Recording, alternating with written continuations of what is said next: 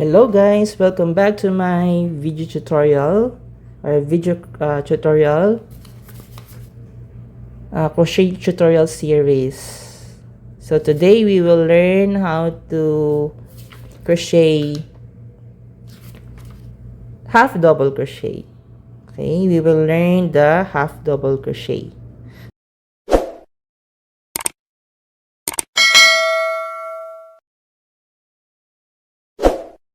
So first step is you need to make 20 chain stitches.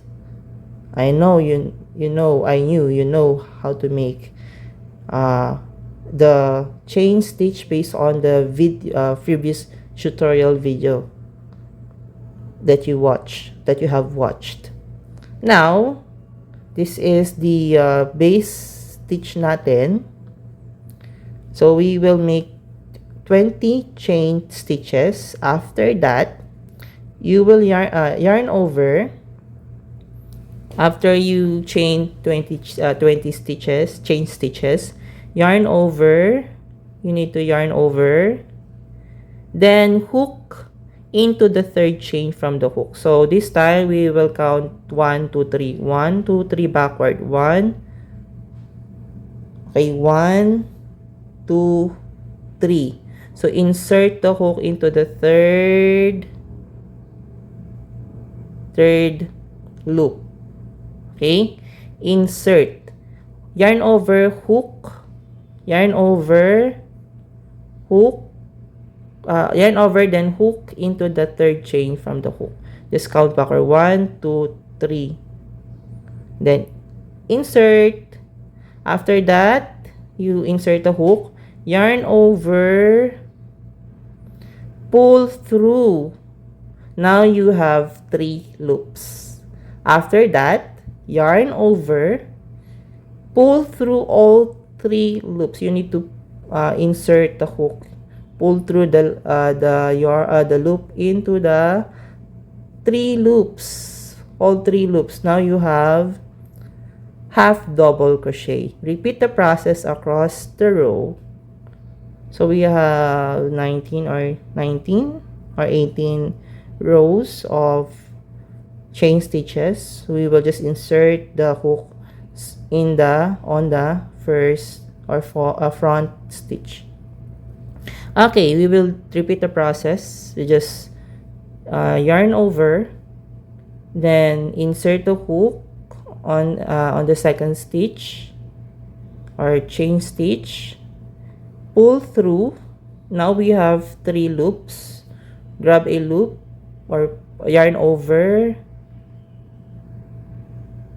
Okay guys, sorry for the interruption because my cell phone is need to charge na kasi lobat na. Okay, we will repeat the same process. I just pull through the loop, then yarn over, insert the hook, grab a loop, pull through. You have 3 loops, then yarn over, pull through the 3 loops. Yeah, we have 3 half double crochet. Okay, repeat the process like this. Insert, then 3 loops, yarn over, then pull through, yarn over, insert the hook, yarn over, pull through. We have 3 loops, yarn over both loops. We have 5 half double crochet, yarn over, insert, then yarn over, pull through, yarn over, then pull through the loops. Repeat the process. Yarn over, insert the hook, yarn over, pull through. We have 3 loops, yarn over, then pull through, yarn over, insert the hook, grab a loop, pull through. You have 3 loops, yarn over, then pull through the loops, yarn over, insert the hook, pull through. We have 3 loops, yarn over, pull through, yarn over, insert a hook, pull through. We have 3 loops, yarn over, then yeah, and we made many half double crochets. We crochet many half double crochets. Okay, repeat the, I will just finish this row. Okay, yarn over, insert a hook, yarn over, pull through, yarn over, pull through both loops, yarn over, insert the hook, yarn over, pull through, yarn over, pull through the loops, both loops, yarn over, insert, yarn over, pull through, yarn over, pull through both loops. Yan, we have half double crochet. As you compare to single crochet, okay, it's a bit tall or has bigger in size because it is half double crochet and smaller length, okay, height, okay. We compare them 3, okay. Okay, there are differences based on the height because these are different stitches. Okay, we will just finish. Yarn over, insert a hook, pull through, yarn over, pull through both loops, yarn over, insert, pull through. We have 3 loops, yarn over, pull through, yarn over, insert a hook, yarn over, pull through, yarn over, pull through both loops, yarn over,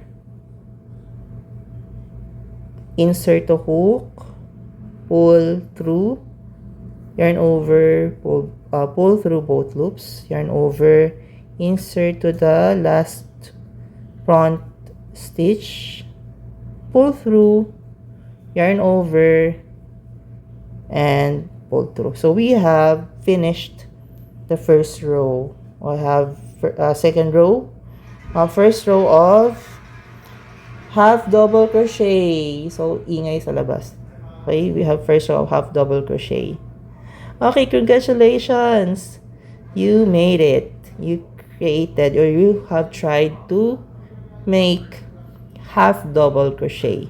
So tip, this stitch is slightly taller than the single crochet.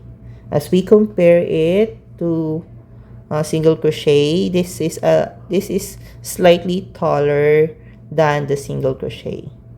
So see you in my next video. In my next video, we will learn double crochet. So another tip, if you want to add more half double crochet, we just flip this backward. Okay, then chain 2, 1 and 2. Okay, chain 1 and 2, then yarn over, insert hook. Okay, insert hook, then pull through. Sorry.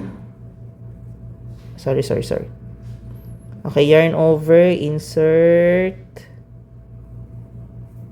then pull through, pull both loops. So you have second row of half double crochet. Okay, if you want to add half double crochet, you just increase 2, okay, or 1. But I use 2 chains instead of, I use 1 chain instead of 2. Okay, because sometimes I cannot control the tension. But if you know how to control the tension, you just chain 2, or if not, chain 1. Ayan, just explore. Okay, this is half double crochet. Thank you for watching my video. Bye bye. See you in my next video.